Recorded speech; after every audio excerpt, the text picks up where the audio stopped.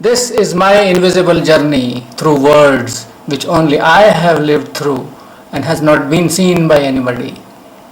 It began with the comics, Superman and his adventures, and of course, Batman and the Joker, Spider-Man, Mickey Mouse, Tarzan, the Phantom, Mandrake, Popeye, the sailor, Sad Sack, Pecos Bill, the Lone Ranger, the war comics, the robot fighter Magnus, the classics,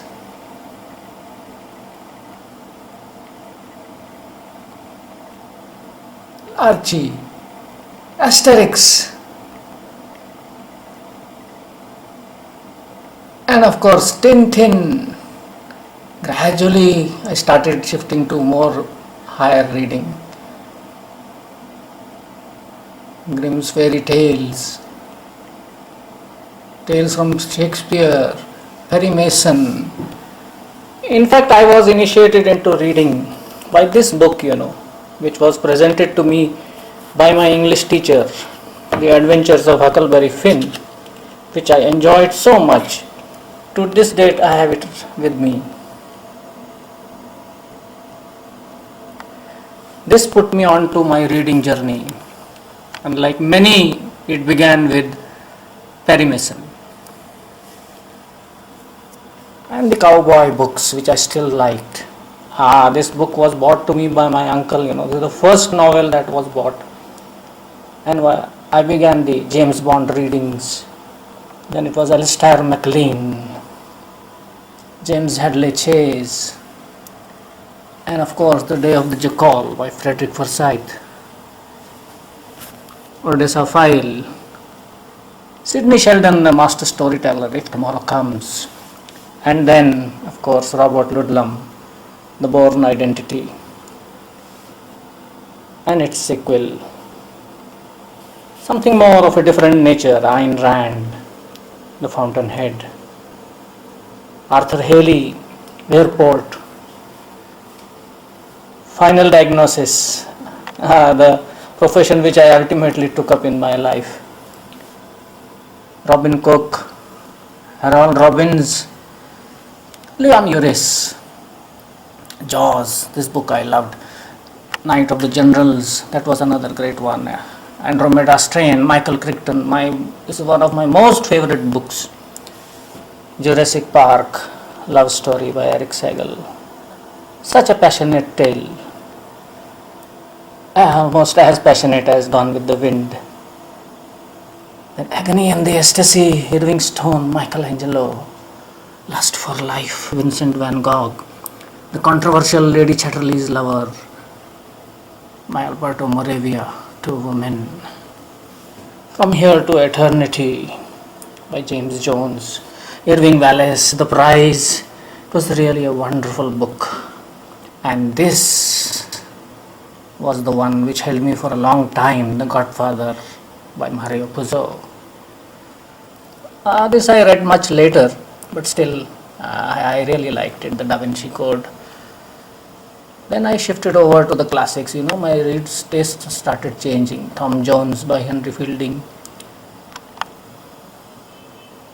Dostoevsky, 1984, George Orwell, Catch-22 by Joseph Heller, and then of course One Flew Over Cuckoo's Nest.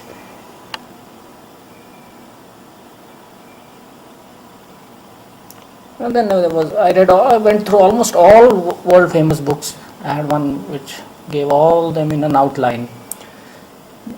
To Kill a Mockingbird by Harper Lee, The Mousetrap, this play and all other plays I enjoyed by Agatha Christie, The 39 Steps, Lord of the Flies, Far from the Maddening Crowd, Siddhartha, and Fight Club. Frankenstein, this is one of the fastest book I read in a day. This also I enjoyed, Bram Stoker's Dracula. These plays were really wonderful by Henrik Ibsen. Then Rebecca, She by Rider Haggard, and of course its sequel Aisha. Then I had bought some bound volumes as well. I liked all these thrilling works by Robert Ludlum, Agatha Christie detectives, and of course the masterpiece, The Complete Sherlock Holmes by Arthur Conan Doyle, the great works of Charles Dickens, and the thriller Edgar Allan Poe. And this book really held me for a very long time, The Count of Monte Cristo by Alexandre Dumas. H.G. Wells was also something which kept me for quite some time. And then Robert Louis Stevenson, Treasure Island, my most favorite book. Some humorous stories, Stephen Leacock, outstanding. And then finally the book which is my all-time favorite, Les Miserables by Victor Hugo, the saga of Jean Valjean. Then I started reading some historical things as well, The Story of Civilization by Will Durant. It's an excellent work done by him and his wife. More ideas. Then of course my subject which I always love, the DNA, the double helix. This excellent account by James Watson of the DNA, The Secret of Life, The Human Blueprint. That's another very good book. And Genome, this is also an excellent work by Matt Ridley. The Selfish Gene by Richard Dawkins. Now there's something on in vitro fertilization, human reproduction, again concerned with my subject, in vitro fertilization. Then I shifted to a lot of history of Indian tradition. I also read a lot of world history, Indian history, Discovery of India, a good book by Jawaharlal Nehru. And then of course the Toffler trilogy, which had a serious impact on my thinking about today's world. Future Shock, The Third Wave, and Power Shift. Meanwhile, I had the Greeks interested me a lot for a very long time. Also a lot of Western philosophy, especially the Republic, the Plato and his dialogues, philosophy of Aristotle, critical history of Greek philosophy, the works of Plato, and of course the most fascinating all, the trial of Socrates, Immanuel Kant, Gödel, Bach. Now there was a turning point in my reading over here when I came across this book in my maternal grandfather's trunk. It was on the mystics of Maharashtra. And that is where my reading started shifting over more to the Indian philosophy. Das Bodh, the famous work by Samartha Swami Ramdas, the Holy Vedas, of course the Bhagavad Gita, an excellent exposition of the Gita by Jnaneshwar.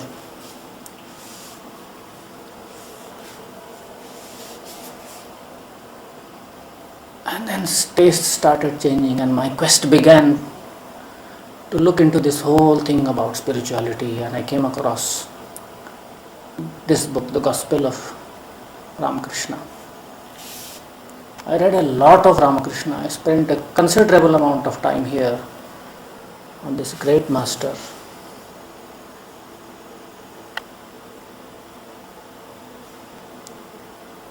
Then I also shifted to Sri Aurobindo and his lifetime work, The Life Divine. I spent a year on this book. It's unbelievable, huh?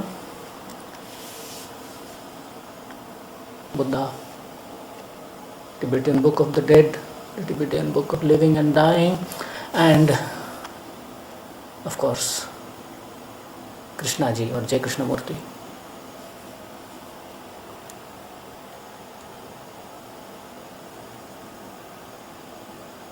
And who can miss this small little book, the Ashtavakra Gita? More explorations began, the quest continued, and I moved on to Osho and his commentary on the Dhammapada, the magnum opus by the Buddha.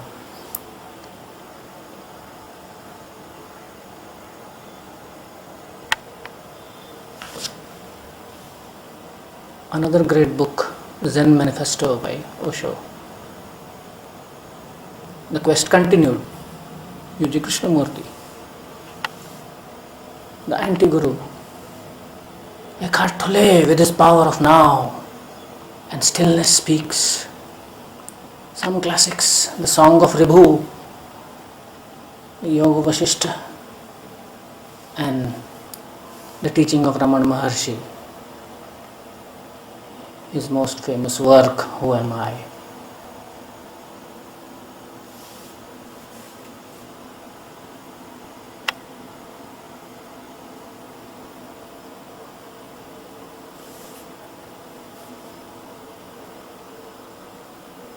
And then I came across this book, Master of Self-Realization, by my Guru's Guru,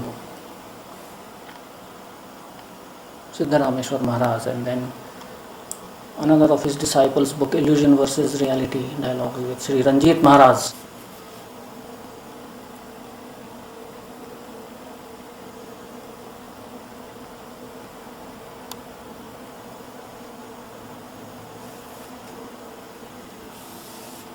And this was a book that was a turning point in my life. I am that, and which brought me to the teachings of my Guru, Sri Nisargadatta Maharaj. I spent almost half a decade studying all his works.